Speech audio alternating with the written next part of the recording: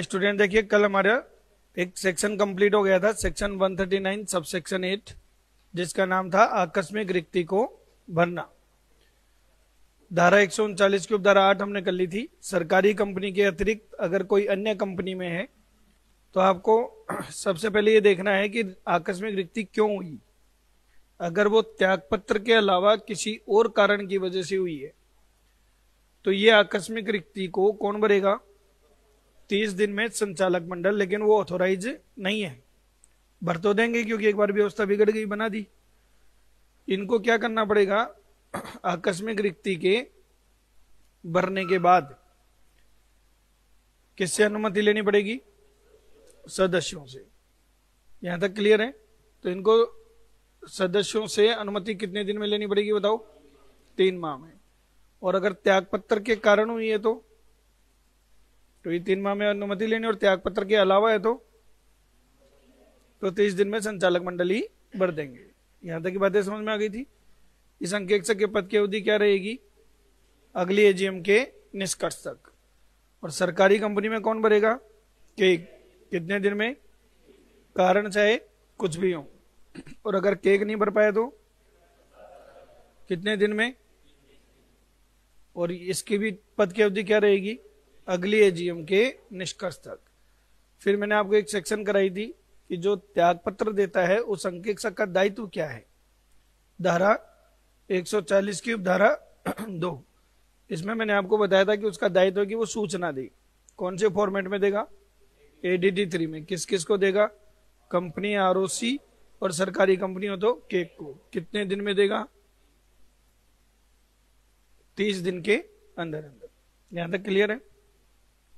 और अगर सूचना देने में त्रुटि करेगा तो कितना? 50,000 रुपये या पारिश्रमिक जो भी कम हो। और अगर त्रुटि जारी रही तो मैक्सिमम पेनल्टी 2 लाख तक की। एक एग्जांपल देखो, जे का रेमुनेशन मान लीजिए कितना है? 30,000। तो बताओ पारिश्रमिक कितना लगेगा? जुर्माना कितना लगेगा? 30,000 या 50,000, दोनों में से जो भी कम हो। तो जुर्माना कितना हो गया? 30,000। यहां तक कोई डाउट? कुछ पूछ रहे थे? हाँ,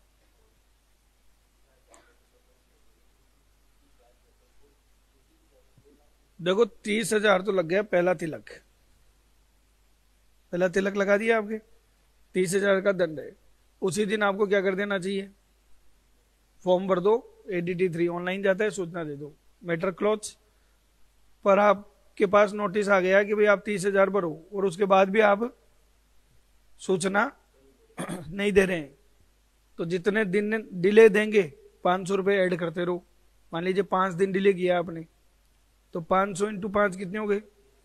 तो 30,000 प्लस 2,500, 32,500 की पेनल्टी होगी। ऐसे मैक्सिमम कहां तक पहुंच जाएंगे हम? 2 लाख पे आगे रुक जाएंगे। इंक्लूड है। मैक्सिमम पेनल्टी कितनी है? 2 लाख रुपए। यहां तक की बात समझ में आ गई थी क्या? क्लियर है? नेक्स्ट टॉपिक आज अपन शुरू करने जा रहे हैं, इसका नाम है reappointment of auditor. Reappointment of auditor, अंकेक्षक की पुनर्नियुक्ति। धारा 139 की उपधारा 9। नेक्स्ट सेक्शन पढ़ने जा रहे हैं अपन, section 139 sub section 9, reappointment of auditor. एक अंकेक्षक को क्या करने जा रहे हैं अपन? पुनर्नियुक्त। आप ये बताओ पुनर्नियुक्ति का मतलब क्या है? एक बार नियुक्त हो गया था तो फिर पुनर्नियुक्त क्यों कर रहे हो? हाँ, क्या बोल रहे हो? हाँ, 5 साल के लिए नियुक्ति करी, तो 5 साल बाद क्या हो गया? 5 साल के बाद में क्या हो गया? उसका पद समाप्त हो गया। तो जिस अंकेक्षक का पद समाप्त हो जाता है उसे अपन कहते हैं रिटायरिंग ऑडिटर। हिंदी में बोलते हैं अवकाश ग्रहण। समझ में आ रहा है? Retiring auditor. क्या बोल रहे हो? नहीं, कैजुअल वैकेंसी तो अचानक से पोस्ट खाली हो गई। यहाँ कैजुअल कहाँ है? यहाँ तो बाकायदा उसने कितने साल काम किया है, 5 साल के, तो ये कैजुअल वैकेंसी नहीं है। यहाँ तो उसके पद की क्या हो गई, समाप्ति हो गई भी। 5 साल के लिए आपको नियुक्त किया, आपने पूरे 5 साल ऑडिट कर ली, तो ये तो पद क्या मतलब, एक तो देखो क्या होता है, आपको नौकरी से निकाल दिया जाए या आप नौकरी छोड़ जाओ, और एक ये कि रिटायर हो जाओ, तो दोनों में फर्क तो है ही। रिटायर होने का मतलब क्या है भाई, आपकी उम्र ही हो गई, अब आपको छोड़ना पड़ेगा पोस्ट। तो यहां पर ऑडिटर का पद समाप्त हो गया, तो वो क्या हो गया, अवकाश ग्रहण करना कहते हैं उसको, कि उसका रिटायरमेंट आ गया। तो अवकाश ग्रहण कर रहे अंकेक्षक को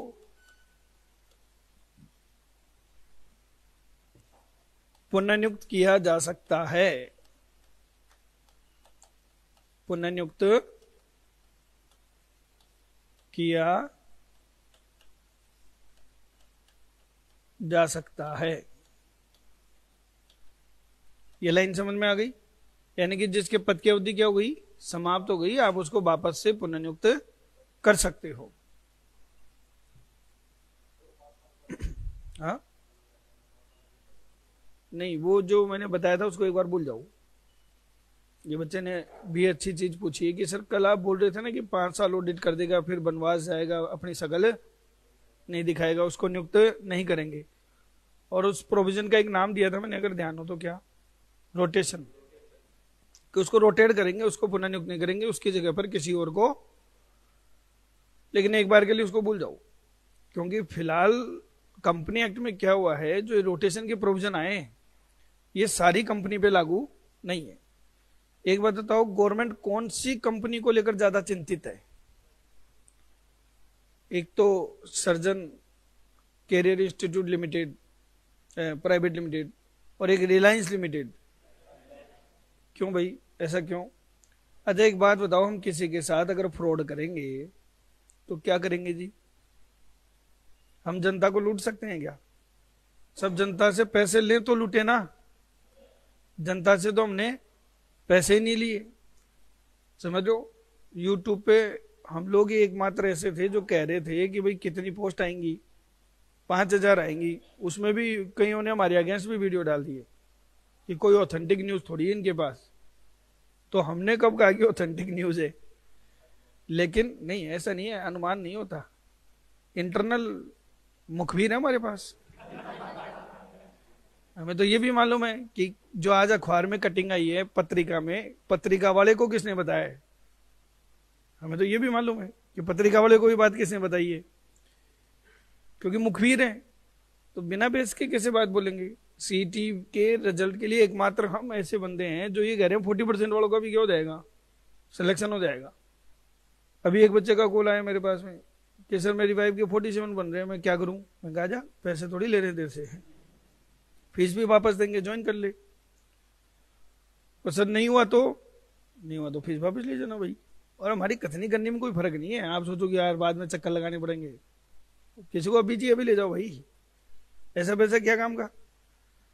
तो देखो क्या होता है, जो मैंने कहा कि रोटेट करना है, तो गवर्नमेंट उन कंपनियों में रोटेट करवाना चाहती है जिसमें पैसा किसका इन्वॉल्व है, पब्लिक का, कि यार अब पब्लिक को लूट के ना भाग जाए कोई।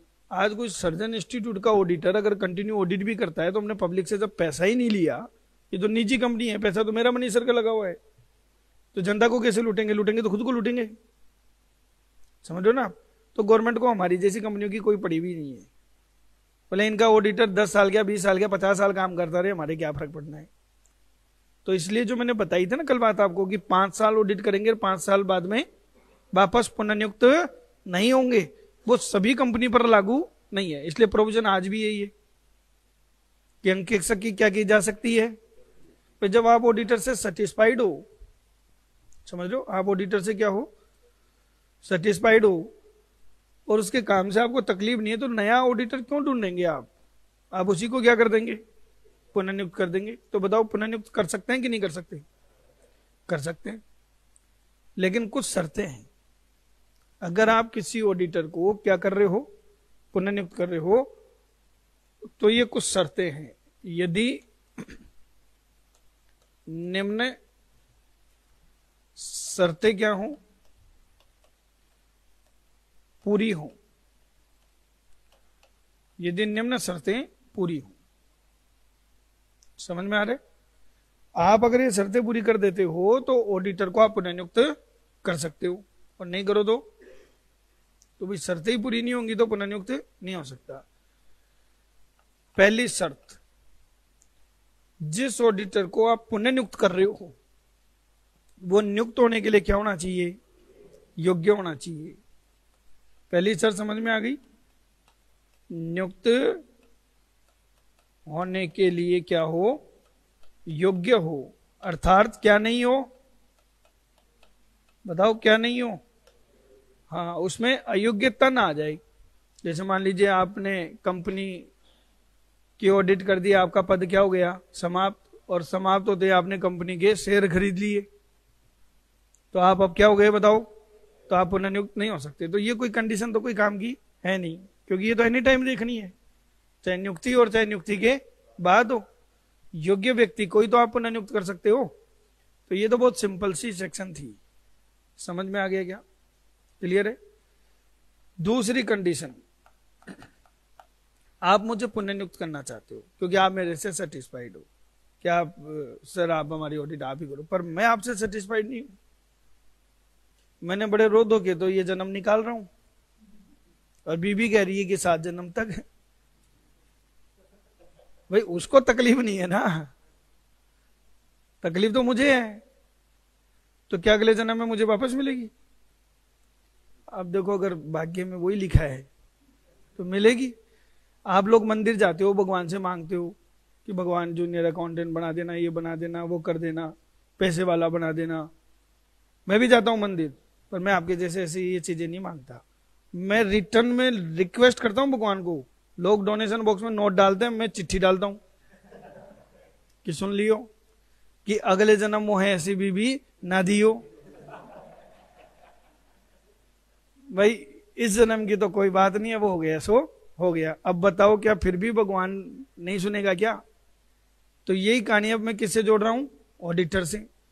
जिस ऑडिटर के पद की अवधि क्या हो गई, समाप्त हो गई, और वो कंपनी को ये कहे कि आप मुझे पुनः नियुक्त नहीं करेंगे, मेरी आपके यहां पर दोबारा ऑडिट करने की कोई भी इच्छा नहीं है। अगर ऐसा कहते तो बताओ कैसा कहते हम? परेशान हो ही जाते हैं कई बार, क्योंकि क्लाइंट पे डिपेंड है। कई क्लाइंट तो मेरे इतने जबरदस्त हैं, और जब मैं जाता हूँ बेचारे कुर्सी से खड़े हो जाते हैं, चाय पानी पिलाते हैं, बहुत इज्जत करते हैं। कईयों को बोलना पड़ता है वैसे पानी पिला दो चाय की तो कोई बात नहीं, पानी तो पिलवा दो यार। तो क्या कहते हैं, सर वो उधर जाके वो नल लगा हुआ है, पियाओ। अब बताओ, ऐसे भी क्लाइंट है। अब उनको मैं सुधार नहीं सकता, तो इससे बढ़िया कि उनकी जगह छोड़ दी जाए। देखो ये बच्ची काफी एक्सपीरियंस होल्डर, इनसे पूछते हैं, 11-12 साल का एक्सपीरियंस है इनको। इन 11-12 साल में कभी आप लोगों के बीच में तकरार नहीं हुई? हुई है। ऐसी कोई मियाँ बीवी हो ही नहीं सकते जिनमें झगड़े नहीं हो। भाई 2 बर्तन पास में रहेंगे तो बजेंगे ही, उसमें कौन सी बड़ी बात है। रोज कहासुनी होती रहती है। तो एक दिन क्या हुआ साहब, मेरी बीवी ने गुस्से में आके मुझे कह दिया कि कोई यूट्यूब पे क्लास सुन ली होगी। अब मेरी क्लास सुन ली तो आप जानते ही हो, ये ऑनलाइन में क्या, ये बहुत बड़ा नुकसान हो रहा है मेरे को। ऑफलाइन में तो हम क्या गीत गा लेते, किसी को मालूम नहीं चलता। ऑनलाइन में यूट्यूब पे वो डाल देते हैं वीडियो, तो ये बड़ा प्रॉब्लम है। तो मेरी बीवी ने क्लास सुन ली, और एक दिन जब मैं घर पहुंचा तो गुस्से में एकदम भयंकर बोले, तुम है ना बहुत भाव खाते हो, और मैं चली गई ना मायके, तुम्हारी अक्ल ठिकाने आ जाएगी, और मैं जा रही हूं। मैं अंदर की खुशी छुपा ही नहीं पाया। नेक्स्ट डे तो मैंने बच्चों को मिठाई बांट दी। बच्चे भी पूछे, सर क्या बात हो गई? अरे मैंने कहा तुम मिठाई खाओ यार, कमी पड़े तो बताना और खिला दूंगा, तुम तो खाओ। शाम को घर पहुंचा तो वहीं, अरे मैंने कहा क्या हुआ? जा रही थी। बताओ, सब फालतू बातें थी। ऐसे मौखिक तू में चलती रहती है, इससे कोई फर्क पड़ता है क्या? लेकिन अगर सोचो हम क्या कर रहे हैं, मैं मेरी अपनी बीवी को ये कहूं कि चंद्रमुखी तुम मुझसे दुखी मैं तुझसे दुखी, ले ले तलाक दोनों सुखी, और कागज पे क्या कर दें, साइन। अब बताओ कोई प्रभाव पड़ा? अब तो बहुत प्रभाव पड़ गया। तो अगर कोई ऑडिटर गुस्से में आके कंपनी को ये कहता है कि मुझे पुनर्नियुक्त मत करना, तो उसका कोई मतलब नहीं है। मतलब कब होगा? जब ऑडिटर लिखित में कंपनी को सूचना दे कि मैं पुनर्नियुक्त नहीं होना चाहता, तो क्या आप उसको पुनर्नियुक्त कर देंगे? जबरदस्ती थोड़ी नियुक्त करेंगे। तो दूसरी शर्त क्या हुई बताओ, कि अंकेक्षक ने लिखित में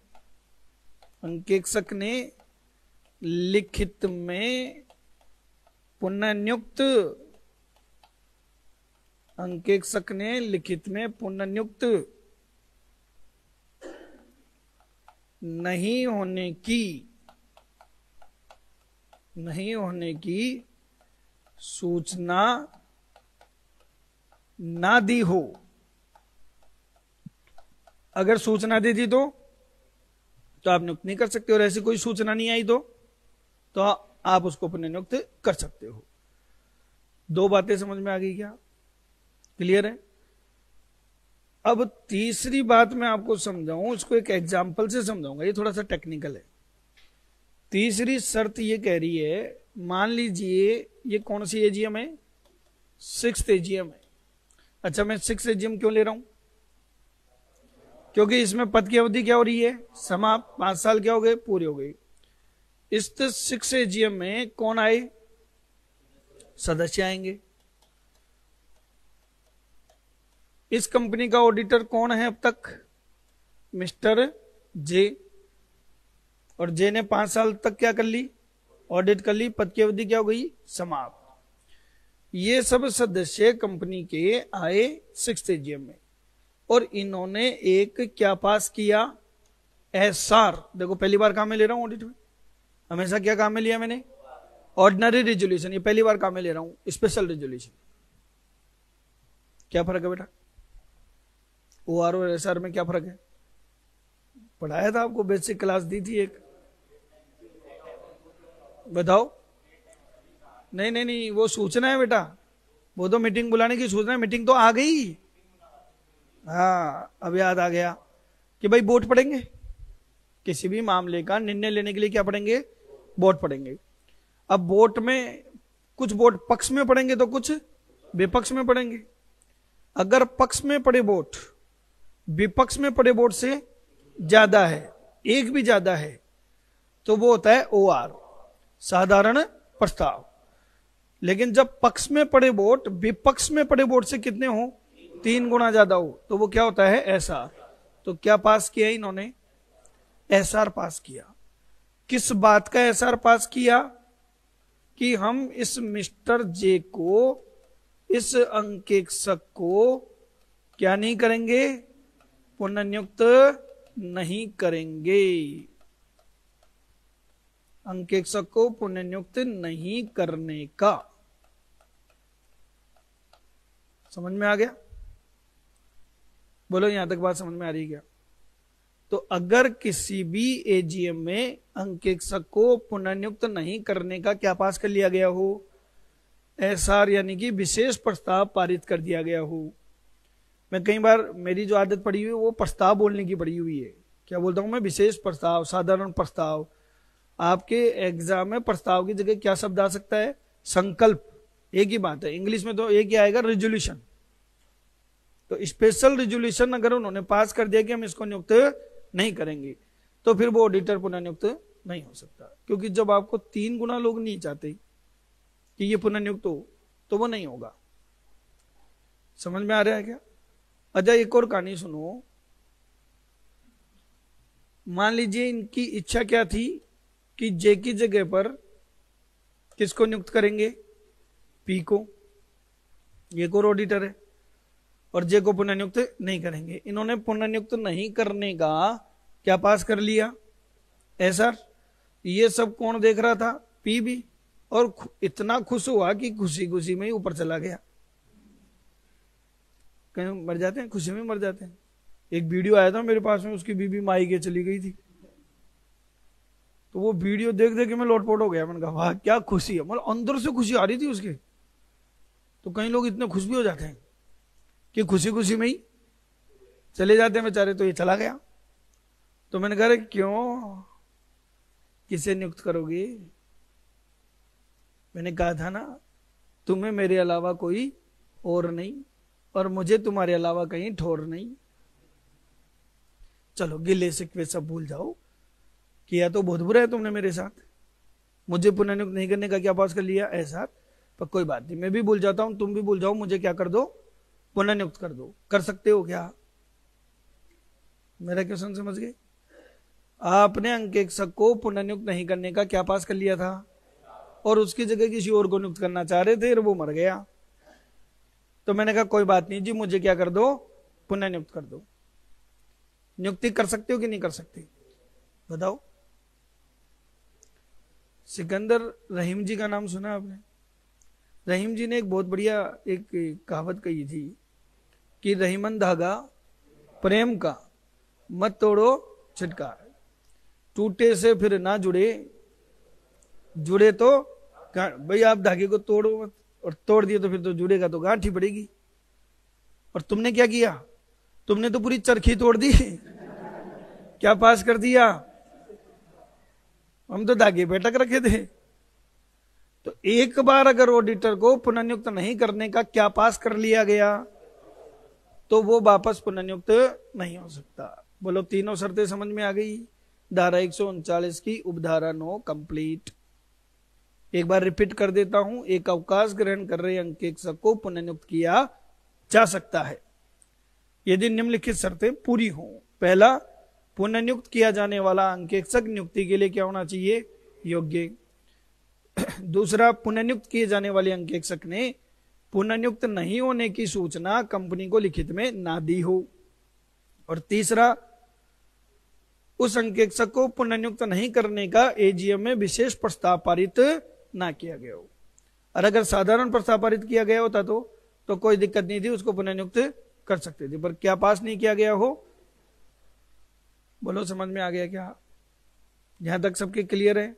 तो धारा 139 की उपधारा 9 भी क्या हो गई, कंप्लीट। कब तक का क्या क्वेश्चन है? पुनः नियुक्त तो जब नियुक्ति करनी है तब नहीं होगा, कर लो। नियुक्ति और पुनः नियुक्ति में फर्क है। पुनः नियुक्ति किसकी होती है? अवकाश ग्रहण करने वाले की। मेरे 5 साल पूरे हो गए, आपने किसी और को अपॉइंट कर लिया, ऐसा होता है क्या? होता है, कई बार लोग अपॉइंट कर लेते हैं। मेरे 5 साल पूरे हो गए, आपने क्या कर लिया, किसी और को नियुक्त कर लिया, उससे 1 साल काम करा लिया। काम कराया, आपको समझ में आया यार इसमें तो कोई दम वाली बात है नहीं, आपने उसको क्या कर दिया, रवाना कर दिया, क्योंकि कंपनी हटा तो सकती है। कंपनी ने उसको हटा दिया। अब कंपनी वापस मेरे पास आ गई कि सर आप ही करो हमारी ऑडिट। तो ये पुनः नियुक्ति थोड़ी है, ये क्या है, अब नियुक्ति है। पुनः नियुक्ति तो कब होती है? अवकाश ग्रहण करते ही नियुक्त करना, उसको पुनः नियुक्ति कहते हैं।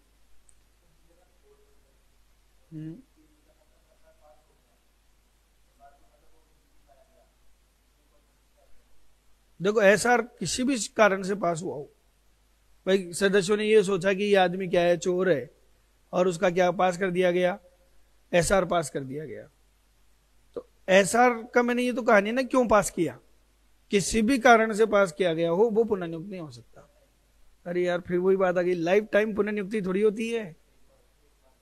पुनः नियुक्ति तो जिसमें अवकाश ग्रहण करते हो उसमें होती है, अगली साल बुला लो वापस। हाँ नहीं, बाद में नहीं, ऐसे नहीं है। तलाक हो गया तो फिर दोबारा ही फेरे होंगे। ऐसा नहीं कि तलाक ले लिया, आज मैं अपने बीबी के बारे में बोलता रहता हूँ ऐसे वैसे ये वो, पर उसके बिना सड़ता भी नहीं है ना। दुखी तो सारे ही है, लेकिन बेचारे झेल भी रहे हैं। अब मैं मान लो, अब देखो कहने की बातें हैं, लोगों के बच्चों के नसीब में रहता है कि भाई अपने नाना के घर जाएं और जाएं। मेरे बच्चे तो बेचारे जाते ही नहीं, क्योंकि पड़ोस में ससुराल है, रोज ही जाते हैं। तो मैं कई बार कहता हूँ छुट्टी उट्टी में बच्चों के साथ चला जाएगा, जाती ही नहीं। बोला आपके साथ आई थी, अब नहीं जाऊंगी। आप सोचो 16 साल में कोई एक बार तो मायके जाए 10-5 दिन रहने के लिए ना, जाती नहीं तो क्या करे। तो एक दिन मैं ऐसे प्रेशर में ला दिया मैंने उसको, तो मैं देख तेरे पापा की भी तबीयत ठीक नहीं रहती, तू कैसी बेटी है, जाकर मेरे को भी कोई 5-7 दिन तो फीलिंग आएगी स्वतंत्र है। तो वो एक दिन चली गई, सिर्फ कितने दिन के लिए, 3 दिन के लिए। उस 3 दिन में मुझे उसकी औकात मालूम चल गई, वैल्यू तो है ही। तो मैं खुद ही जाके ले आया वापस। बोले क्यों, क्या हुआ? वो तो उस दिन खूब सुनाया उसने मेरे को, अपन चुपचाप सुनते रहे। तो बेटा वो तो क्या था, मायके ही गई थी, अगर तलाक हो जाता ना और फिर मैं सोचूं कि वापस ले आऊं, तो फिर वापस क्या लेने पड़ते, फेरे लेने पड़ते। आपने हटा दिया और उसको वापस नियुक्त करना चाह रहे हो तो पूरी प्रोसीजर होगी, बाकायदा क्या बुलानी पड़ेगी, एजीएम। किसको बुलाना पड़ेगा, सदस्यों को, वोटिंग होगी, प्रस्ताव पारित होगा, आरओसी में सूचना जाएगी। तो ये सारी प्रोसीजर तो फॉलो करनी पड़ेगी, अपने आप नहीं होगा। बोलो समझ में आ गया क्या, क्लियर है? धारा 139 की धारा 9 कंप्लीट मानू।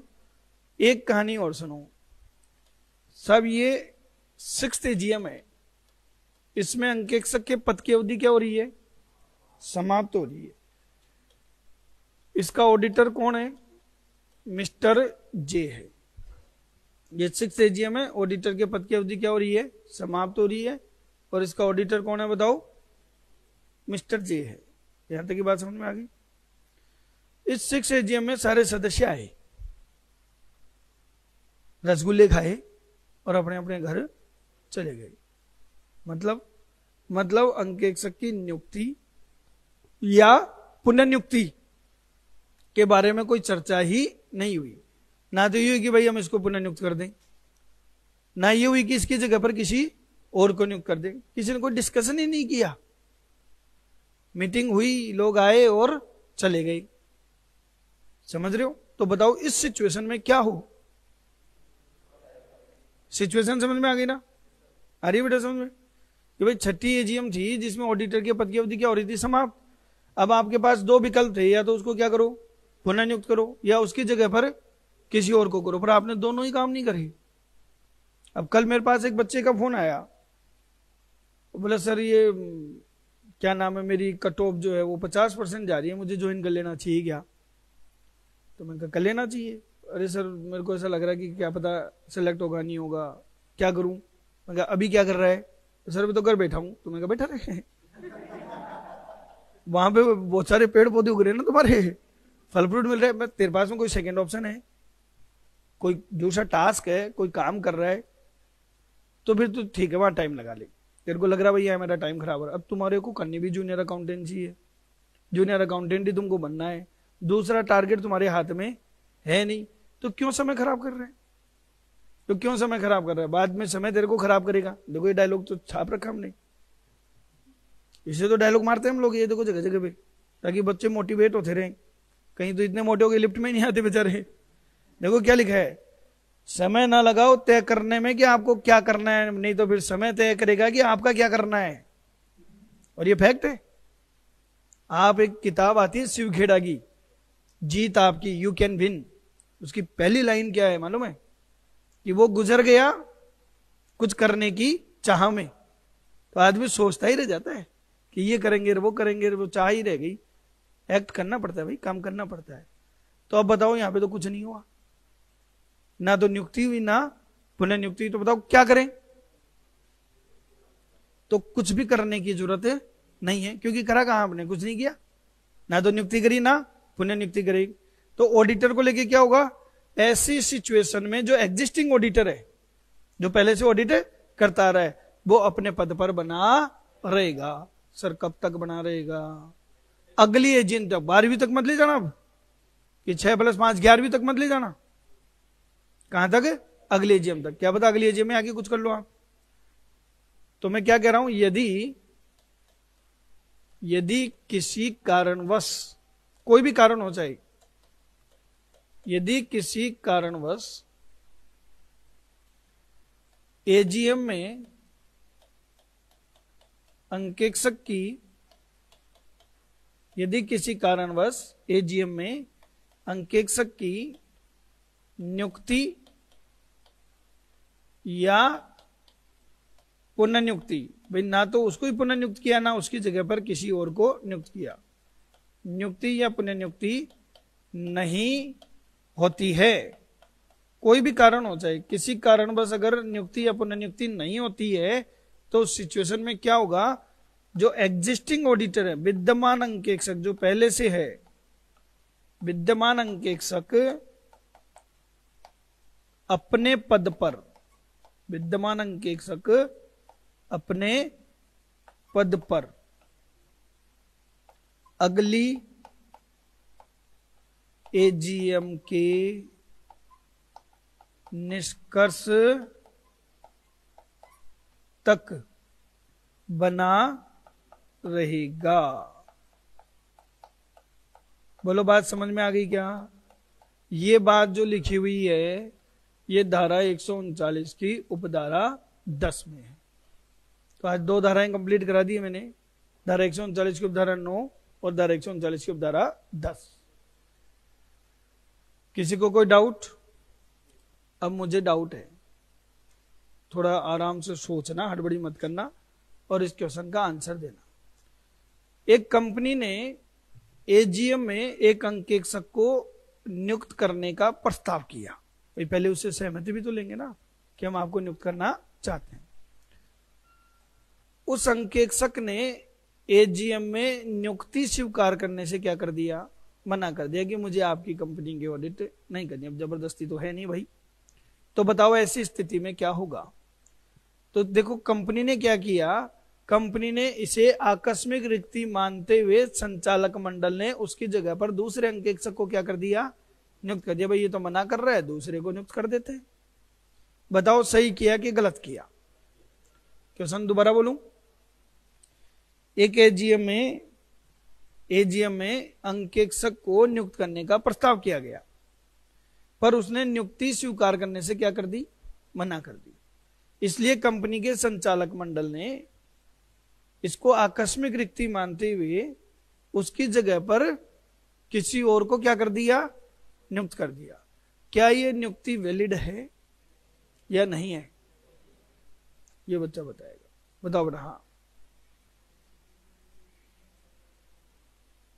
लिखित में किसने, पहले वाले की बात नहीं कर रहा मैं कह रहा हूं एजीएम में किसी ऑडिटर को नियुक्त करना चाह रहे थे, पर उसने क्या कर दिया, मना कर दिया। तो बताओ, पहले तो बताओ क्या ये आकस्मिक रिक्ति है? ये आकस्मिक रिक्ति कहां है? आकस्मिक रिक्ति तो नहीं है ये, तो संचालक मंडल तो भर ही नहीं सकते। क्या किसी और को भरने की जरूरत है ही नहीं। एजीएम में अंकेक्षक नियुक्त हुआ क्या? नहीं हुआ। क्यों नहीं हुआ? क्यों नहीं हुआ? क्योंकि उसने मना कर दिया। मैंने क्या, कारण कुछ भी हो, कारण तो घुमाएंगे ना आपको, कारण कुछ भी हो, ऑडिटर एजीएम में नियुक्त हुआ क्या? नहीं हो पाया ना। तो बताओ क्या होगा ऐसी स्थिति में? विद्यमान अंकेक्षक अपनी पोस्ट पे बना रहेगा, पुनः करने की या किसी और को नियुक्त करने की जरूरत ही कहां है। हाँ, उसकी जगह पर अगर कौन नियुक्त करते, सदस्य नियुक्त करते किसी और को, तो फिर ओके था। पर नियुक्ति किसने करी? तो पहली बात तो एजीएम में संचालक मंडल नियुक्ति कर ही नहीं सकते, क्योंकि संचालक मंडल तो किसमें आएंगे, बोर्ड सभा में। बोलो यहां तक समझ में आ गया क्या? ये क्वेश्चन समझ में आ गया सबके? क्लियर है? एक क्वेश्चन का जवाब और दे दो, ये और पूछता हूं। एक कंपनी ने किसी ऑडिटर को नियुक्त किया, एजीएम में उसकी क्या हो गई, नियुक्ति हो गई। नियुक्त होने के कुछ दिनों बाद ही उस व्यक्ति की मृत्यु हो गई। उस व्यक्ति की क्या हो गई, मृत्यु हो गई। इसलिए संचालक मंडल ने उसकी जगह पर किसी और को क्या कर दिया, नियुक्त कर दिया। अब बताओ सही किया कि गलत किया? थीम समझ में आ रही ना? अब बताओ रटने की चीजें हैं कि रट के आप क्वेश्चन सोल्व कर लोगे क्या? अब वो पेपर आ जाए सिंपल सिंपल सा तो बात अलग है। बोलो समझ में आ रहा है? ये कहानी समझ में आ गई? इस कहानी को थोड़ा और अपग्रेड करते हैं। यहां तक की कहानी समझ में आ गई ना? इस कहानी को थोड़ा सा और अपग्रेड करते हैं। फिर से सुनो कहानी। एक कंपनी ने किसी अंकेक्षक को क्या किया, नियुक्त किया। उसके कुछ महीनों बाद अंकेक्षक की मृत्यु हो गई, इसलिए संचालक मंडल ने किसी और अंकेक्षक को नियुक्त कर दिया। अब जिस अंकेक्षक को नियुक्त किया ना, उसकी भी तबीयत खराब रहने लग गई। भाई उस कंपनी में कोई भूत प्रेत का साया था, पहले वाला मर गया, दूसरा बीमार हो रहा है। तो उसने हेल्थ इश्यू की वजह से त्यागपत्र दे दिया कि भाई मेरी तबीयत ठीक नहीं रहती, अब मैं काम नहीं कर पाऊंगा, आप किसी और से करवा लो। तो संचालक मंडल ने उसकी जगह पर किसी और को नियुक्त कर दिया। बताओ सही किया कि गलत किया? अब गलत किया। क्यों? क्योंकि अब वो मरा नहीं है, अब उसने क्या दिया है? त्यागपत्र। तो त्यागपत्र की स्थिति में संचालक मंडल भले ही नियुक्त कर दे, लेकिन 3 माह में क्या लेनी पड़ेगी? अनुमति लेनी पड़ेगी। समझ में आ गया क्या? क्लियर है? अब एक लास्ट क्वेश्चन पूछ रहा हूं, इसका जवाब और दे दो। त्यागपत्र की स्थिति में, अब देखो आपके एग्जाम में अगर ऐसा क्वेश्चन आ जाए, मैं खुद आपको ये क्वेश्चन बोर्ड पे लिख देता हूं, क्योंकि ये मैं मान के चल रहा हूं कि आरपीएससी और अधीनस्थ बोर्ड ये गलती करेंगे, क्योंकि इस गलती को नहीं करने के लिए उनको इतना डेप्थ में जाना पड़ेगा जो उनके बस की विद्या है नहीं। वो सीए का इंस्टीट्यूट थोड़ी है जो पर्टिकुलर एक ही काम कर रहा है और उसमें भी बोर्ड ऑफ स्टडीज का पैनल बैठा हुआ है, तो ऐसा तो है नहीं। तो ये कह रहे हैं कि एक अंकेक्षक की आकस्मिक रिक्ति हुई, और वो भी किसके कारण? त्यागपत्र के कारण। त्यागपत्र के कारण उत्पन्न आकस्मिक रिक्ति को, त्यागपत्र के कारण उत्पन्न आकस्मिक रिक्ति को किसके द्वारा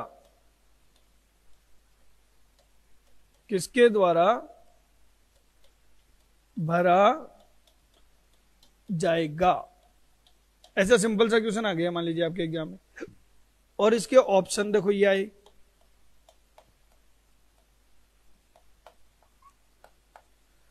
पहला ऑप्शन दे दिया बोर्ड ऑफ डायरेक्टर द्वारा, दूसरा ऑप्शन दे दिया क्या? सदस्यों द्वारा, तीसरा ऑप्शन दे दिया सेंट्रल गवर्नमेंट द्वारा, और चौथा ऑप्शन दे दिया आपके सामने केक द्वारा। अब आप फंस गए, यहां पे, क्योंकि मैंने तो क्या पढ़ाया आपको कि त्यागपत्र के कारण अगर आकस्मिक रिक्ति उत्पन्न होती है तो उसे बोर्ड ऑफ डायरेक्टर भर देंगे। कितने दिन में? 30 दिन में। लेकिन इसकी अनुमति लेनी पड़ेगी किससे? तो सही लैंग्वेज तो ये है, एज पर एक्ट, पर क्वेश्चन आएगा ऐसे। तो अब आप कौन सा माने? बोर्ड ऑफ डायरेक्टर माने कि सदस्य माने? तो आपको आंसर क्या देना है? सदस्य, क्योंकि फाइनल अथॉरिटी कौन है? सदस्य। और इस क्वेश्चन के आने की बहुत ज्यादा पॉसिबिलिटी इस टाइप से, क्योंकि ये क्या करेंगे, पिछले एग्जाम के क्वेश्चंस को कॉपी पेस्ट करेंगे, और ये बहुत बार आया हुआ एग्जाम में पिछले। क्यों? क्योंकि कंपनी एक्ट 1956 में ये अप्रूवल वाली कंडीशन नहीं थी। कंपनी एक्ट 1956 में तो एकदम क्लियर था कि त्यागपत्र के अलावा है तो संचालक मंडल, और त्यागपत्र की वजह से है तो सदस्य। तब तो कोई डाउट ही नहीं था। पर इन्होंने क्या कहा, आज की डेट में क्या कह दिया कि त्यागपत्र की वजह से है तो भरेंगे संचालक मंडल, लेकिन अनुमति किससे लेंगे? और त्यागपत्र के अतिरिक्त तो कौन भरेगा? संचालक मंडल। तो थोड़ा घुमा दिया इस बार इन्होंने। पर ऑप्शन अगर क्लियर नहीं गए तो आंसर क्या दोगे आप? सदस्यों द्वारा। समझ में आ गया? और अगर उन्होंने बोर्ड ऑफ डायरेक्टर मान लिया आंसर तो टेंशन मत लेना, मैं प्रूफ दे दूंगा। हाँ, रिट लगानी पड़ेगी, एक आध क्वेश्चन में तो लगेगी, ये तो आप मान के चलना, क्योंकि उनसे गलतियां होती ही है। एक आध क्वेश्चन में रिट लगती ही लगती है। यहां तक समझ में आ गया क्या सबके? हाँ, ये गलत है? नहीं, सही यही है, पर वो आंसर क्या मान ले? Board of director. तो वो अपना लॉजिक देंगे, क्योंकि देखो क्या लिखा हुआ है। एक्चुअल में इस क्वेश्चन की फ्रेमिंग सही है, लेकिन ऑप्शन की फ्रेमिंग क्या है? गलत है। और ये मान के चलना ये गलती उनसे होगी, 100% होगी। मैं ओपन बोल रहा हूं, रिकॉर्डिंग करवा रहा हूं, लाइव क्लास में बोल रहा हूं, ये गलती उनसे होगी, ये गारंटी है, क्योंकि वो इतना घुस के नहीं पढ़ते। बीओडी क्यों मान लोगे? अच्छा, उन्होंने मान लिया, हाँ तो अपन रिट लगवाएंगे। मैं गलत को सही कैसे करवा दूं? तो जो गलत चीज है वो गलत है। फाइनल अथॉरिटी कौन है बताओ? सदस्य। और मेरी क्यों मान रहे हो? सेक्शन 139 की सबसेक्शन 8 की लैंग्वेज उठा के देखो। तो मैं तो बाकायदा उनको वो जो कंटेंट है वो प्रोवाइड कराऊंगा। कि भाई देखो यहाँ ये लिखा हुआ है, आप कैसे मान लोगे? तो आपको आंसर क्या याद रखना है इसका? सदस्य।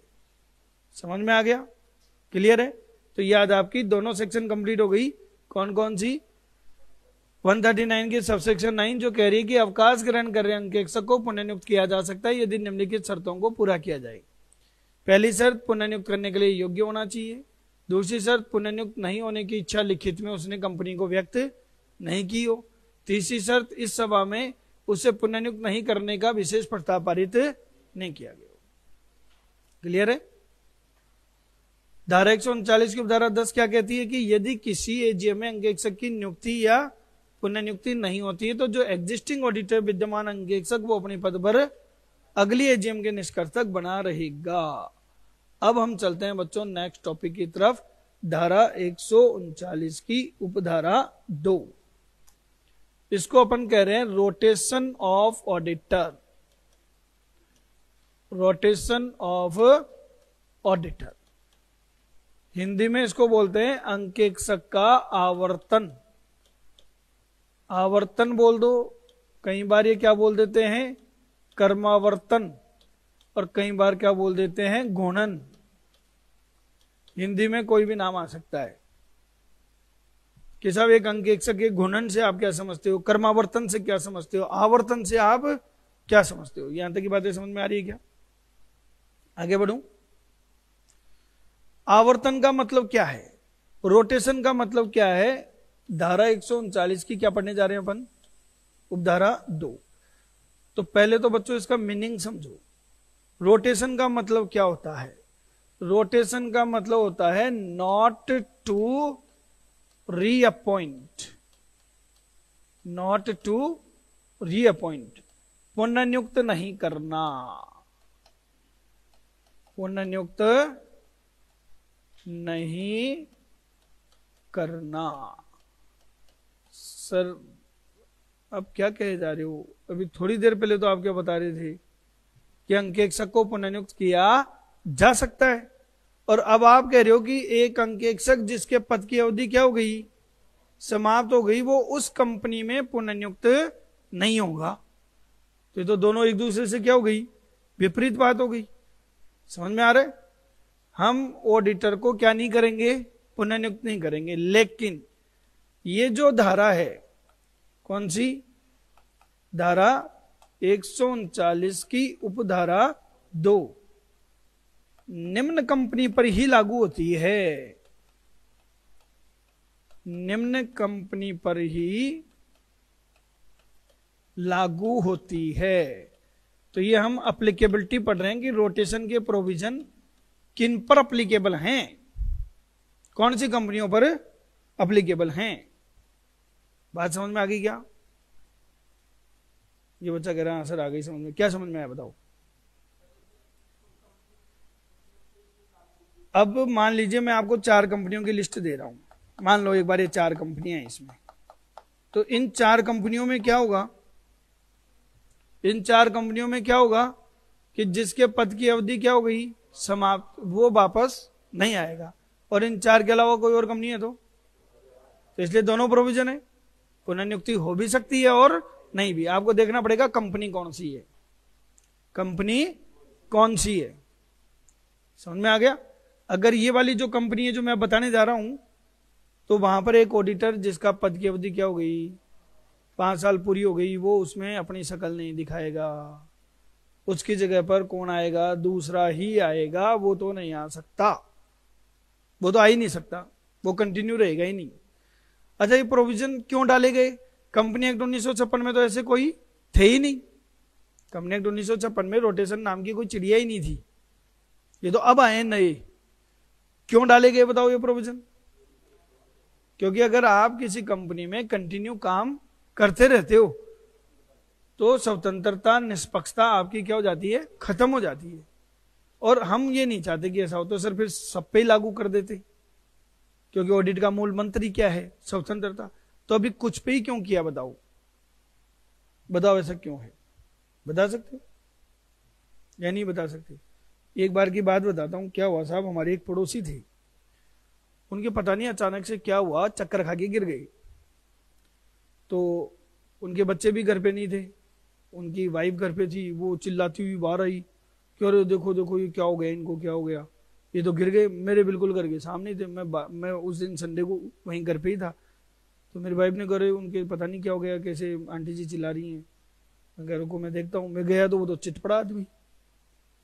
तो मेरे दिमाग में और कुछ आया नहीं, मैंने उनको सीधा गोद में उठाया, मेरी गाड़ी में रखा और सीधा कहाँ ले गया, हॉस्पिटल। और हॉस्पिटल में जाके उनको एडमिट करा दिया। हॉस्पिटल का भाई इनके लखवाया है और इससे बेहोश हो गए, इनका इलाज चलेगा। ठीक है साहब करो। काउंटर पे बोला कि 5,000 जमा कराओ। हॉस्पिटल वालों को तो कोई मतलब है नहीं इस चीज से, बिना पैसे जमा कराए इलाज नहीं हो। तो मैंने अपने जेब से 5,000 रुपये जमा करा दिए। मैंने कहा ठीक है यार, मैंने तो अच्छा ही किया ना। मालूम उसके बाद क्या हुआ, थोड़ी देर बाद में उनके घर वाले आ गए और आके मेरे को कहते हैं आपको किसने कहा इनको यहाँ लाने के लिए। ये क्या बात हुई? बोले साहब इस हॉस्पिटल में आप जैसे लोग इलाज कराते हैं, हम गरीब आदमी हैं, हम SMS में ले जाएंगे, अब ये 5,000 रुपये आप भुगतो, मेरे पास नहीं है पैसे। यार ये तो गलती हो गई। बताओ ऐसा होता नहीं होता? होता है ना। तो जब मेरे साथ ऐसा हुआ, मैंने मेरी वाइफ को बताया कि देख आज तो ऐसे ऐसे बात हो गई। तो बोला आपकी भी लगी रहती है पड़ोसी की मदद करने की ये वो।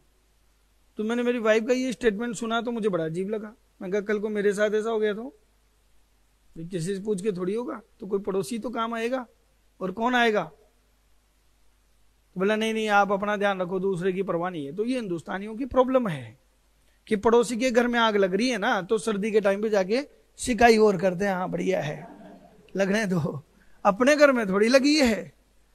और इसका फायदा अंग्रेजों ने उठाया हमारा खूब, फूट डालो। और आज भी सरकार उसी पॉलिसी पे चल रही है, चाहे बीजेपी और चाहे कांग्रेस हो, कि फूट डालो राज करो।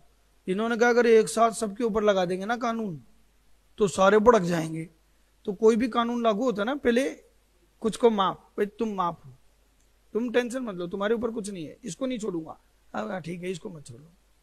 पर ये नहीं समझ रहे हो कि लालच तो बढ़ेगा उसका, फिर एक दिन तुमको भी क्या लेगा।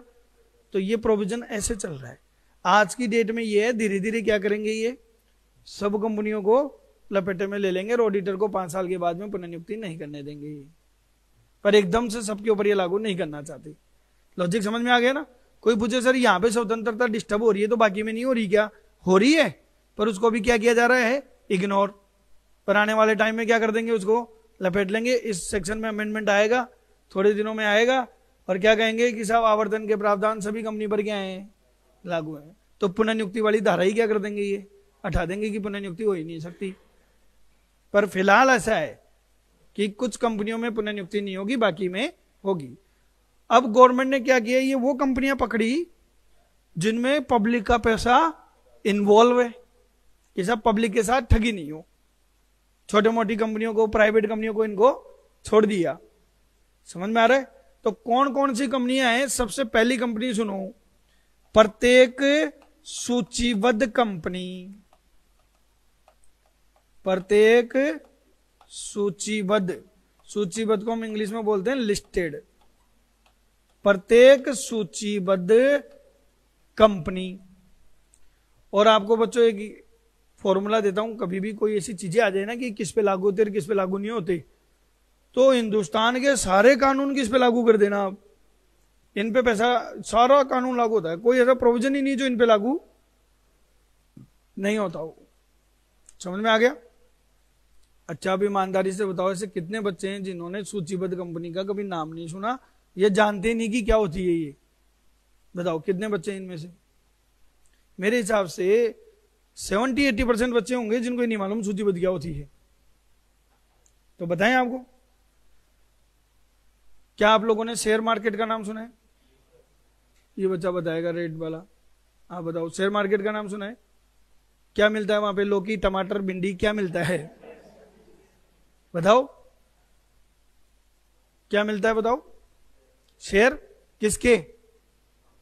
कंपनी के होते हैं शेयर। तो आज शेयर मार्केट में अपना अकाउंट खुलवाओ, डीमेट अकाउंट खुलाओ और सर्जन इंस्टीट्यूट का शेयर खरीद के बताओ। क्यों साहब, हम शेयर मार्केट में क्यों नहीं है? क्योंकि हम कैसी कंपनी है, निजी, और बाजार मेरे घर में थोड़ी लगता है। शेयर मार्केट मतलब अंश बाजार, और बाजार तो पब्लिक के लिए है। उस बाजार में क्या आप शेयर खरीद सकती है? क्या आप खरीद सकते हैं? क्या आप खरीद सकते हैं? तो पब्लिक में से कोई भी खरीद सकता है, तो फिर निजी कहां रहे हम? तो बताओ, कोई भी कंपनी सूचीबद्ध कौन सी होगी? जो पब्लिक कंपनी हो। कैसी कंपनी हो? सार्वजनिक कंपनी। तो निजी कंपनी कभी भी क्या नहीं हो सकती? सूचीबद्ध नहीं हो सकती। समझ में आ रहा है? क्या सभी सार्वजनिक कंपनियां सूचीबद्ध होती हैं? मेरी बातें समझ में आ रही है ना? ये बच्चे बताएगी। आ रही है बेटा समझ में? थोड़ी थोड़ी आ रही है। नॉन कॉमर्स वाले हैं ना, उनको थोड़ा सा तकलीफ है, ये क्या बोले जा रहे हैं ये। पर ये मतलब आपके लाइफ में भी काम आएंगी चीजें, आपको ये इन सब बेसिक चीजों की जानकारी होनी चाहिए। अब देखो, मेरे जीजाजी डॉक्टर हैं महात्मा गांधी में, तो उन्होंने अभी अपना क्लिनिक किया उधर ही RHUS की तरफ ही, और क्लिनिक कर लिया। और उनके जो छोटा भाई है उसको अपने क्लिनिक के पास में ही क्या कर, दवा खाना खुलवा दिया कि तू मेडिसिन बेचना, मैं अंदर लूटूंगा, तू बाहर लूटना, दोनों भाई मिलके लूटेंगे। अब साहब उन्होंने दवाई की दुकान खुलवा ली, और 30,000 रुपए की पर डे की क्या होती है उनकी दवा की सेल होती है। 25-30 हजार रुपए की पर डे की सेल है। अब कोई उनका एक पेशेंट GST ऑफिसर आ गया होगा, और उसने जब बिल लिया तो बोला GST नंबर दो, ले ही नहीं रखे, तो उसने उनको नोटिस भिजवा दिया। नोटिस आ गया तो उन्होंने किसी से पूछा होगा, भाई ये तो काम CA वगैरह ही करेंगे। तो उनका मेरे पास फोन आया, अरे ये क्या आ गया मेरे पास? मैं गई तो GST का लेटर है, आपने रजिस्ट्रेशन नहीं करवाया, आप दवा की दुकान खोल के बैठे हो, आप रजिस्ट्रेशन नहीं करवा रहे। बोले ये क्या होता है? तो मैंने कहा यार तुम जयपुर के नामी डॉक्टर हो, अखबारों में तुम्हारी फोटो आती है, न्यूरोलॉजिस्ट है मेरे जिया जी, और बहुत नामी, गौरव गोयल, तो साहब वो बहुत नामी है, लेकिन उनको ये मालूम ही नहीं, उनको ये मालूम ही नहीं है। मैंने कहा जिया जी आपको इतनी सी बात नहीं मालूम? अरे बोले तेरी कौन सी नस में दर्द है ये बता, उसकी दवा दे दूंगा। अब वो मेरे से पूछने लगे बता कौन सी दवा तू देगा? तो मैंने कहा मुझे क्या मालूम। तो मैं भी यही बोल रहा हूं भाई, मुझे क्या मालूम। एक्चुअल में क्या होता है, हम लोगों को बेसिक टर्मिनोलॉजी का ही मालूम नहीं होता। तो मैं आज आपको पहले टर्मिनोलॉजी बता रहा हूं कि कंपनी दो ही प्रकार की है, निजी और सार्वजनिक। निजी वो होती है जो जनता से आमंत्रण नहीं करती, कर ही नहीं सकती, चाहे तो भी नहीं कर सकती। और सार्वजनिक कौन सी होती है? जो जनता से पैसे मांग सकती है। मांग सकती है या मांगे? मांग सकती है, मांगे जरूरी थोड़ी है। तो पहली बात तो सूचीबद्ध कंपनी कौन सी होगी बताओ? जो पब्लिक कंपनी है, सार्वजनिक कंपनी है। समझ में आ रहा है? मैं एक इंस्टीट्यूट में और पढ़ाता हूं, CA के लाइन में जो स्टूडेंट आते हैं उनको पढ़ाता हूं। इंस्टीट्यूट का नाम है VSI कैरियर इंस्टीट्यूट लिमिटेड। नाम क्या क्या लिखा हुआ है? पहचानोगे क्या? अगर किसी के नाम के आगे प्राइवेट लिमिटेड लिखा हो तो, निजी कंपनी और लिमिटेड लिखा हो तो बताओ VSI कैसी कंपनी है? क्या उसके शेयर मार्केट में शेयर बिक रहे? नहीं सर, वो तो निजी नहीं है ना, फिर क्यों नहीं बिक रहे? ये बच्चे मेरे से पूछते हैं।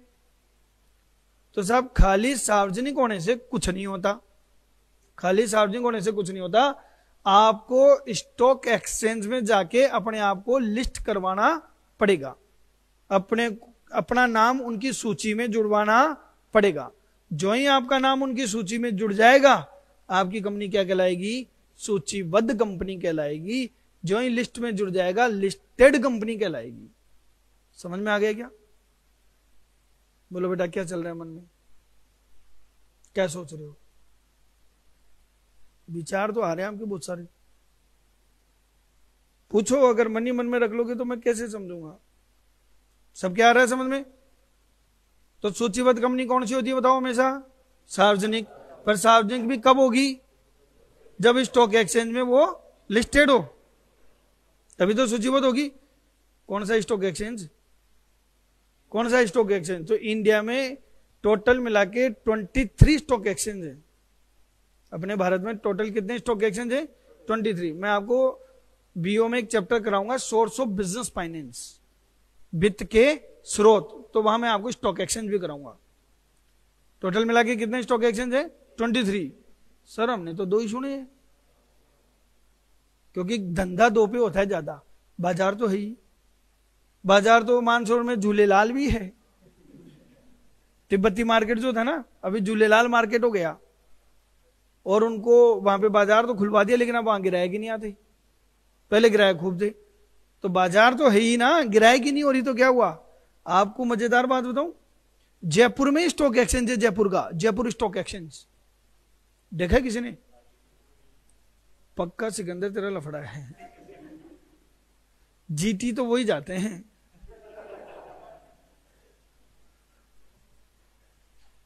आप देखना, जीटी गए हो ना अभी गौरव टाउन मालवीय नगर में, फ्लाईओवर है, उसके नीचे की तरफ देखना, लाल कलर की सी एक बिल्डिंग है, जयपुर स्टॉक एक्सचेंज है। अब बताओ इससे ज्यादा और क्या बताऊं? जयपुर का स्टॉक एक्सचेंज दिखा रहा हूं। लेकिन इंडिया में चलते कितने हैं? 2, एक बीएससी और एक NSC, Bombay stock exchange, national stock exchange. आप बार बार में सुनते रहते हो ना, यार आज तो सेंसेक्स ऊपर चला गया। तो सेंसेक्स किसका बैरोमीटर है? पैरामीटर नहीं, बैरोमीटर, मापने का यंत्र किसका है? बीएससी का। और आप कहते हो आज तो यार निफ्टी ऊपर चली गई, निफ्टी किसका है? एनएससी का। ये इनका इंडेक्स है, पूरे जितने भी उस मार्केट में शेयर हैं उनके सारे शेयर की प्राइस बढ़ रही होगी, या तो या सबकी घट रही होगी। तो वो कंबाइंड जो कहलाता है, या तो सेंसेक्स या निफ्टी कहलाता है। समझ में आ गया ना? तो आपको उनमें जाके अपने आप को क्या कराना पड़ेगा? लिस्टेड। तो आपकी कंपनी कैसी कहलाएगी? तो ये समझ लो, शेयर मार्केट की जितनी भी कंपनियां हैं उनमें अगर हमने 5 साल ऑडिट कर ली तो फिर हम अपनी शकल नहीं दिखा सकते, हमारी वापस से क्या नहीं होगी? पुनर्नियुक्ति। बोलो पहली कंपनी समझ गई क्या? पहली कंपनी क्लियर मानू? दूसरी कंपनी, प्रत्येक गैर सूचीबद्ध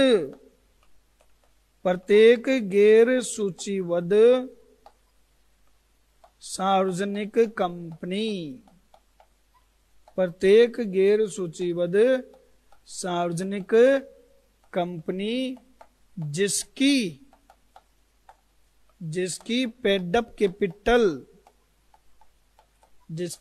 कैपिटल 10 करोड़ या उससे अधिक हो, या तो 10 करोड़ या 10 करोड़ से ज्यादा हो, प्रत्येक गैर सूचीबद्ध सार्वजनिक कंपनी। अब पूछते हैं आपसे, ये बच्ची बताएगी, अब समझ में आ जाएगा कि समझ में आया था कि नहीं आया। बेटा ये कौन सी कंपनी है बताओ? गैर सूचीबद्ध सार्वजनिक कंपनी मतलब सार्वजनिक कंपनी तो है पर लिस्टेड नहीं है। जैसे for example VSI career institute limited. समझ में आ रहा है? पक्का आ रहा है? नहीं रट रही हो या समझ में आ रहा है?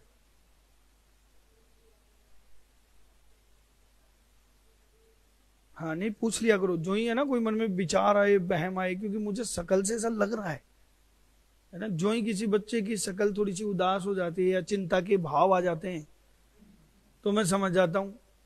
हाँ अगर कोई शादीशुदा लड़का है उसको समझना मुश्किल है, क्योंकि मैं पढ़ा रहा हूं सब समझ में आ रहा, अचानक से बीवी का ख्याल आ गया, बेचारा उदास हो गया, तो वहां हमारे इंटरप्रिटेशन गलत हो सकते हैं। समझ रहे हो? देखो बेटा अब आप मुझे बताना, सर्जन इंस्टीट्यूट प्राइवेट लिमिटेड इस कैटेगरी में आएगी क्या? बताओ। तो प्रैक्टिकल क्वेश्चन पूछ सकते हैं, इसलिए समझाना जरूरी है। सर्जन इंस्टीट्यूट प्राइवेट लिमिटेड इस कैटेगरी में आएगी क्या? नहीं? क्यों नहीं आएगी बताओ?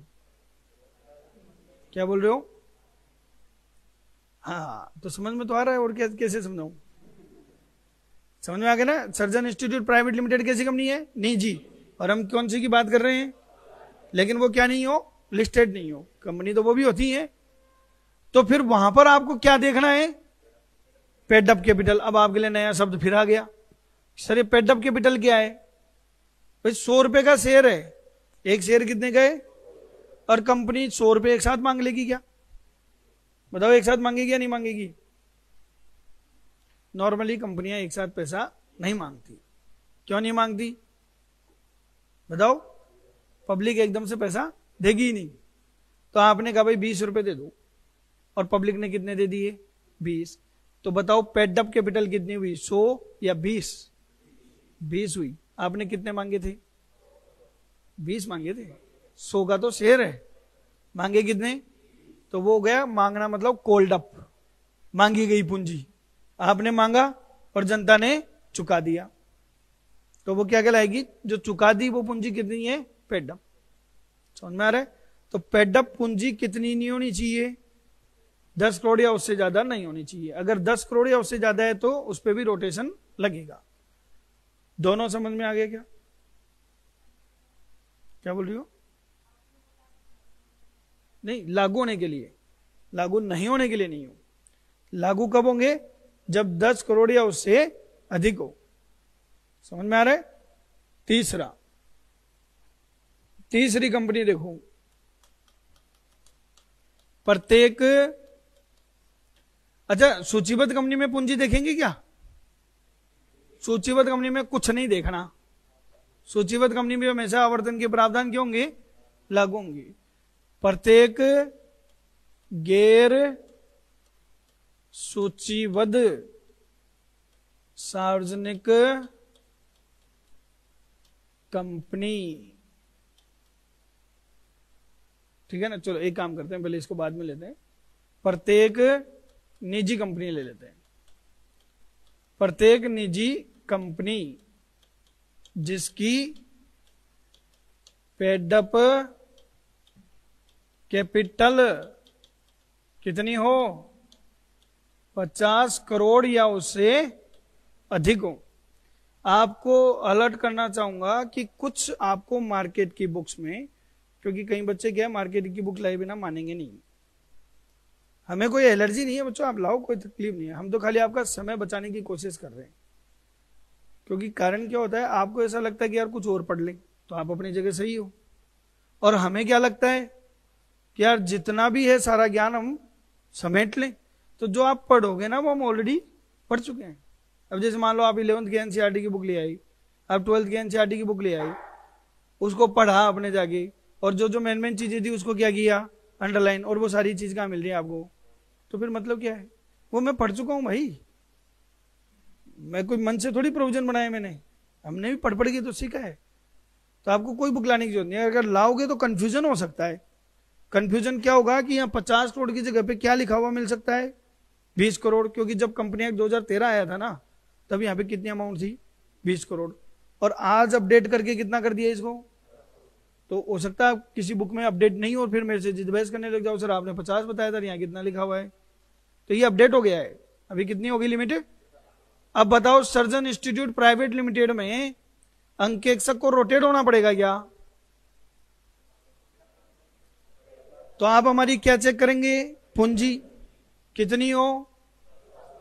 तो बच्चों हमारे यहां तो 1 लाख रुपए की कैपिटल है। 50 करोड़ तो ना मैंने देखे ना मनीष सर ने देखे।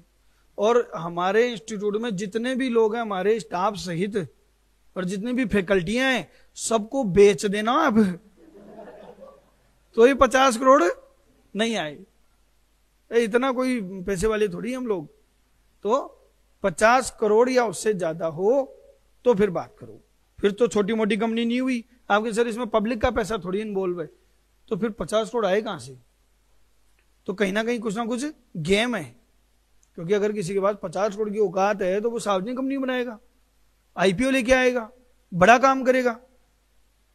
तो इसलिए इतनी बड़ी अगर निजी कंपनी है तो उसको भी क्या कर लिया हमने? कवर कर लिया। और आखिरी तीनों समझ में आ गई क्या? प्रत्येक सूचीबद्ध कंपनी, प्रत्येक गैर सूचीबद्ध सार्वजनिक कंपनी जिसकी पेड अप कैपिटल 10 करोड़ या उससे ज्यादा हो, प्रत्येक निजी कंपनी जिसकी पेड अप कैपिटल 50 करोड़ या उससे ज्यादा हो। आखिरी है प्रत्येक ऐसी कंपनी जो उपरोक्त में कवर नहीं है, जो उपरोक्त में कवर नहीं है। पहले तो बताओ यहां तक का लाइन समझे? कौन सी कंपनी की बात कर रहा हूं? जो ना तो सूचीबद्ध है, और अगर गैर सूचीबद्ध सार्वजनिक कंपनी है तो उसकी पेड अप कैपिटल 10 करोड़ या उससे ज्यादा नहीं है। और अगर निजी कंपनी है तो उसकी पेड अप कैपिटल 50 करोड़ उससे ज्यादा नहीं है, तो वो कौन सी कैटेगरी में आ सकती है? फोर्थ में आ सकती है, चाहे निजी हो सार्वजनिक हो कोई भी हो।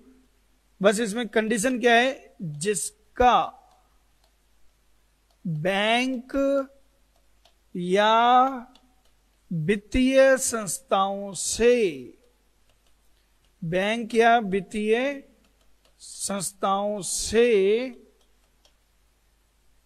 बकाया ऋण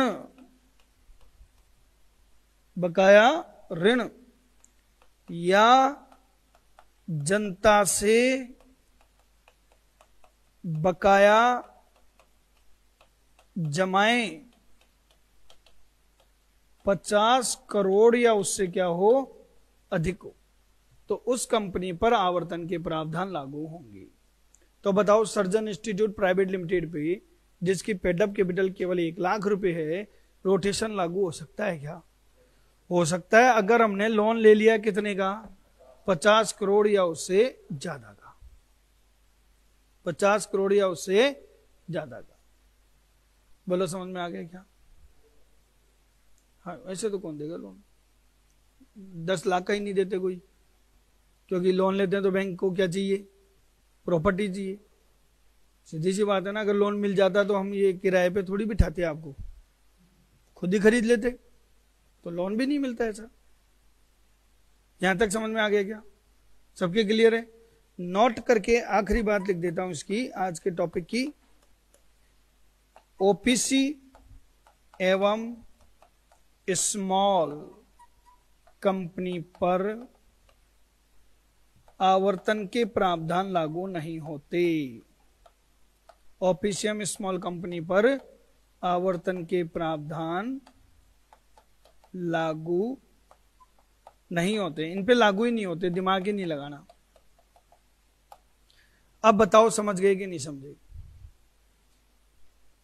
सबके क्लियर है? एक बार रीड आउट कर लो, फिर से अगर कोई चीज पे डाउट हो तो पूछ लो, नहीं तो अब मैं पूछना स्टार्ट कर रहा हूं एग्जाम्पल के थ्रू। आगे चलें। तो बच्चों मुझे इसका आंसर देना। एग्जाम्पल, एक कंपनी है एबीसी प्राइवेट लिमिटेड, इसकी पेडअप कैपिटल 10 लाख रुपए है, लेकिन इसने लोन ले रखा है। किससे ले रखा है? बैंक से, और वो ले रखा है 52 करोड़ का। क्या इस कंपनी पर आवर्तन के प्रावधान लागू होंगे या नहीं होंगे? बिल्कुल होंगे। इस कंपनी पर क्या लागू होंगे? आवर्तन के प्रावधान लागू होंगे। क्लियर है? बताओ क्यों लागू हुए? अगर हम आवर्तन के प्रावधान किन पे लागू होते हैं तो पढ़ते हैं। पहला लिखा है कि प्रत्येक सूचीबद्ध कंपनी, ये तो निजी कंपनी है। दूसरा लिखा है प्रत्येक गैर सूचीबद्ध सार्वजनिक कंपनी, ये तो निजी कंपनी है, तो 2 में तो बच गए। तीसरा कह रहा है प्रत्येक निजी कंपनी जिसकी पेडअप कैपिटल कितनी हो, और यहां तो 10 लाख की, तो आपके आंसर बच गए ना। हाँ, तीसरी सिचुएशन में तो बच गए, लेकिन चौथी भी तो पढ़ोगे। चौथे में क्या लिखा है? अच्छा, ये शर्तें हैं या कैटेगरी हैं? ये कैटेगरी है, शर्तें क्या है? एक सूचीबद्ध, ये तो कंपनियों की क्या है? कैटेगरी है। तो आप इस कैटेगरी में नहीं आए तो इसमें आ गए कि आपकी कंपनी जो है, अगर उसने कितने का लोन ले लिया? 50 करोड़ से ज्यादा का, तो आवर्तन के प्रावधान क्या होंगे? लागू होंगे। समझ में आ रहा है? हाँ, ओपीसी पे लागू नहीं होंगे। हाँ, अगर वो ओपीसी तो लागू नहीं होगा, चाहे 50 करोड़ से ज्यादा का लोन हो। तो आपको ये देखना पड़ेगा वो ओपीसी है या स्मॉल कंपनी है। यहां तक समझ में आ गया क्या? अरे अब पूछ रहे हो, धारा 2 की उपधारा 85 पूरी पढ़ा चुका हूं। लघु कंपनी वो होती है जो सार्वजनिक कंपनी नहीं हो, पहली बात। दूसरा, जिसकी पेडअप कैपिटल 50 लाख से ज्यादा नहीं हो, और तीसरा टर्नओवर 2 करोड़ से। समझ गए? चलिए, तो देखो बच्चों, इसको थोड़ा सा कहानी को चेंज करता हूं। अब आप मुझे इसका आंसर देना कि यही कंपनी है, पेडअप कैपिटल कितनी है? 10 लाख है। बैंक से कितना लोन लिया था? 52 करोड़ का। ड्यूरिंग द ईयर इसने कमाई करी और लोन चुका दिया। और लोन कितना चुका दिया? 4 करोड़ का लोन चुका दिया। आज कितना बकाया है? 48 करोड़ का लोन आउटस्टैंडिंग है। बताओ आवर्तन के प्रावधान लागू होंगे या नहीं होंगे? नहीं होंगे, क्योंकि मैंने शब्द क्या यूज किया है यहाँ पे? नहीं, उससे पहले क्या यूज किया? ईयर एंड में। अगर ये होता ना वित्त वर्ष के दौरान किसी भी समय, तो मैं लिखता। ऐसा लिखा हुआ नहीं है, सिर्फ क्या लिखा हुआ है? आउटस्टैंडिंग। तो 31 मार्च को देखना है। ये समझ में आ गया क्या? सबके क्लियर है? और आखिरी क्वेश्चन, कहानी को थोड़ा चेंज करते हैं। इसने बैंक से लोन ले रखा है कितने का? 40 करोड़ का। और इसने अपने संचालक से भी क्या ले रखा है? ऋण। कंपनी के डायरेक्टर से भी ले लिए पैसे, और वो ले रखा है कितने का? 20 करोड़ का। टोटल मिला के कर्जा कितना है? 60 करोड़ का। बताओ इस पे आवर्तन के प्रावधान लागू होंगे या नहीं होंगे? बताओ, लागू होंगे या नहीं होंगे? नहीं होंगे। क्यों नहीं होंगे? शब्दों पे ध्यान दें। बैंक या वित्तीय, मैंने कहा सदस्य से या संचालक से नहीं। कर्जा किससे होना चाहिए? ऐसे भी ध्यान रखेंगे। कानून है साहब, ये तो एक्ट आप अपनी मर्जी से थोड़ी बनाओगे। एक्ट की जो लैंग्वेज होती है उस पर अपने को पकड़ बनानी होती है।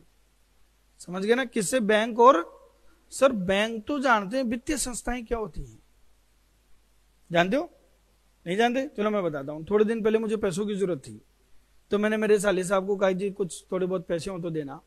तो साले साहब ने मुझे डायलॉग दे दिया, पैसे तो दिए नहीं। बोला मेहमान और मछली में 3 दिन बाद में बदबू आती है, तो रिश्ते में पैसों की बदबू ठीक नहीं है। मैं कहा यार नहीं देने तो मत दो। मैं साहब घर पे बैठा बैठा टेंशन में टीवी देख रहा था कि यार पैसे कहां से लाऊं। इतने में टीवी पे अक्षय कुमार सब डांस करते हुए आया कि जब घर में पड़ा हो सोना तो फिर काहे को रोना, बाकी सब झूठ, सच्चा साथी सिर्फ मुथूट। ये साले वाले को भूल जाओ। सच्चा साथी सिर्फ कौन है? मुथूट। तो मुथूट क्या है?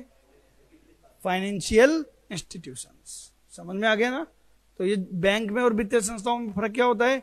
बैंक के यहाँ पे आपका अकाउंट खुलता है, बचत खाता होता है, चेकबुक होती है। इनके यहाँ अकाउंट नहीं खुलता, ये सिर्फ पैसा लेते हैं या देते हैं। इनके यहाँ से आप किसी को आरटीजीएस करा सकते हो, किसी को चेक दे सकते हो क्या? नहीं दे सकते। बोले समझ में आ गया? बैंक और वित्तीय संस्थाएं। अजी ये क्या होती है? जनता से बकाया जमाएं। आप जूनियर अकाउंटेंट बन गई, रिश्वत लेना भी सीख गई, सैलरी को निकाल नहीं रहे, पैसा इकट्ठा हो गया, क्या करोगे जी उस पैसे का? फैक्ट्री लगाओगे क्या? फैक्ट्री तो लग ली, तो क्या करोगे? प्रॉपर्टी भैया 1-1 करोड़ की आने लगी जयपुर में। इतनी थोड़ी सैलरी होगी आपकी 1 करोड़ रुपए ले आओगे? आप कुछ नहीं करने वाले। सरकारी आदमी क्या करता है मैं बता दूं ना आपको, तो मेरे पास तो बहुत फाइल है। उठा के बैंक में क्या कराएगा? एफडी कराएगा। चलो भैया बैंक में क्या करा लें? एफडी करा लेते हैं। क्या बैंक में ही एफडी होती है क्या?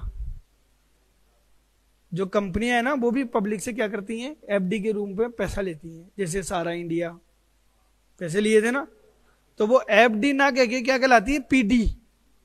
जब जनता से कंपनी पैसे लेती है तो वो क्या कहलाती है? पीडी। पीडी बोले तो पब्लिक डिपॉजिट। और ये आपको वापस चुकानी है।